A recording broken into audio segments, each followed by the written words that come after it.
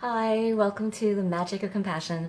I'm Little Woo, and today's question that I received is, how do we work things out with someone who's split from us to change the things that led to the split and possibly reunite?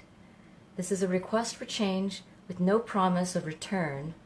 How to maneuver that type of healing and reconciliation.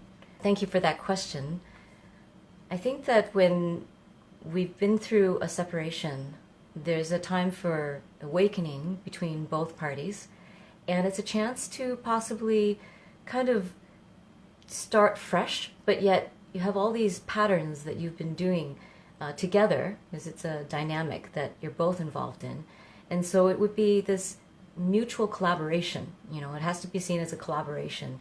And so if the other person is equally interested, then they have to take ownership as well. So both sides must take ownership of the dynamic that they were both a part of. And that is a key, because if this request for change, feels like it's only one-sided and there's no support from the other person, then it's going to be very difficult, because there's something that they're part of, even if it's the other side of the spectrum. So if one person's arguing and the other one's defensive, then there's still that dynamic.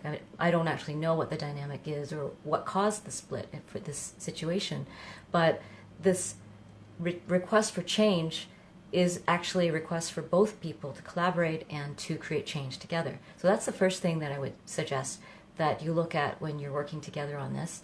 And the second aspect of the fact that there's no promise, when there's no promise of return, you can see that as more realistic, in that even if they say, oh, if you do these things, we will get back together, that's actually not a promise either. It's just a statement of intention. And when someone says, would you be willing to do some changes, that's also a statement of intention, because they're obviously interested. But to actually create an agreement that you get back together, that will be harder to maneuver. That'll be harder to navigate, because there has been some wounds that have happened, and there's a lot of protectiveness, and even people who have not yet gone through that trial in a relationship will find it, they can't actually promise each other something into the future. You can only really look at the present and say, what are we willing to do now? In the state of mind that we're in now, what are we willing to do? What is the promise of what we're doing now? And the ultimate thing of this kind of reconciliation or transformation time in between two people is that it's a chance for you to heal a pattern that may be much deeper than what was present in this relationship, meaning that this is probably a pattern that existed inside you that either this particular relationship brought out, or that has been residing in you and repetitive in many of your other relationships. And it's a chance for you to heal something even if you don't continue with this person. So that's another way to look at this opportunity, is that if someone's willing to work with you on this, that you can heal this wound inside both of you possibly, and then create something very different between you or for your future partners. So that's something that every time that I go through I actually don't call it a separation or a divorce or a breakup, I call it a shift. So when I've shifted from my partner and we've agreed to where we're shifting to, which might be a change in living arrangements or change in responsibilities or change in agreements, then those are the things that we can look at as, okay, there's been a shift. When I go into my next partnership, whether it's with this person or another person, what is the pattern that I most want to heal, that I don't want to repeat, so that this work is not about keeping that specific person, but about healing that specific pattern. And if it's something that you felt like has never shown up before until this person showed up, then they have somehow awoken some type of behavior or pattern inside you or belief. So it's actually a powerful thing that they've brought to you, because if, like in some instances, a person says, oh, I've never felt violent before until this person showed up in my life. Well, then that violence somehow, even though it's triggered by this person, is something for you to meet face on and see, what is this violence about, or what is this pattern about? That's just completely random examples, nothing to do with a specific person, but I've heard that before. And so whatever they've brought up inside you, it's something for you to heal and look at.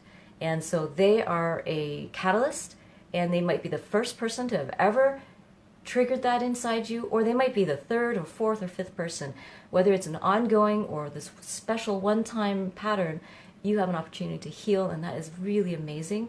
I hope that you will have a chance to work together and see it as a collaboration, and so that they can feel that they're also benefiting from this mutual work together, that it's not one-sided. It's not just you taking care of your shit and they're just going to watch you heal, and then once you're healed, then they'll all be able to get along with you. It's not quite that simple. Usually there's something in it for them. Even when we feel it's one-sided, there is always some type of what I call cosmic reciprocity, where when someone is tangled with us, there's something from each side that they're gaining. And it's sometimes not obvious at first. Sometimes it feels like it's all one-sided. If someone is doing all these really damaging behaviors and the other person's just watching, they feel innocent, or maybe they feel helpless. But really, their teaching might be about boundaries, their teaching might be about better communication, or basically being able to say no. There's a lot of teachings for them as well of what they will or will not accept in a relationship, or how they communicate in a relationship. So these are the two-sided reciprocities that I'm talking about that are not obvious at first, and sometimes they need a little bit of digging. So when you work things out, you might want to ask for professional help from someone who is a confidant, a professional confidant, someone who has the training and the skills to help you maneuver through these emotional and very highly triggering territories. And it's easy to get stuck in the reptile brain when you're triggered and then jump back into what I call protection mode or survival mode. And there's certain behaviors that are really common in relationship that are actually survival mode behaviors. So extreme defensiveness or extreme attacking behaviors or extreme escapism are three major types of survival mode. So you might want to look at which type of survival mode do we get into when we're triggered, what is the trigger, and how do we go beyond that perception of threat and move to a place where we're looking at a higher purpose. So those are some steps that your healer or therapist or confidant that you work with might walk you through, and that will help you create something very different. And it's the most beautiful thing to create a new way of being with someone, because it shows that we as human beings have the capacity to transform and to heal and to grow and to develop ourselves. The way that we would have reacted as young adults is very different from the way we could react or act or respond as adults. And the more that we mature into our higher purpose, the more that we have a compass that guides us to go beyond that immediate gut reaction of feeling threatened and go, what is my higher purpose here? How can I honor that right now? Even though I'm feeling triggered and feeling threatened, I want to see that higher purpose at all times. So that's something that you can discuss with your partner and say, what is our higher purpose in doing this work together? What is the higher purpose of our relationship? And as you answer those questions, it will give you something bigger to work towards that will hopefully guide you through the more emotional territory. And it's like an emotional tsunami that comes over when it hits, when we feel threatened, or we feel rejected, or we feel misunderstood.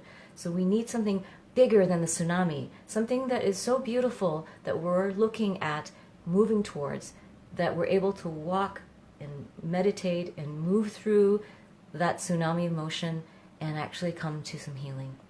I hope this is useful for you, and I really appreciate your questions. I hope that you'll send me a message privately if you have a life question that you would love some help with. These weekly videos are a way for me to give you something to think about, something to work on. And if you want to work with me directly, you can go to my website, littlewoo.org, and find out how. Lots of love. Mwah. Thank you so much for joining me. If you're curious about my one-on-one sessions, workshops, or online classes, visit littlewoo.org. Lots of love.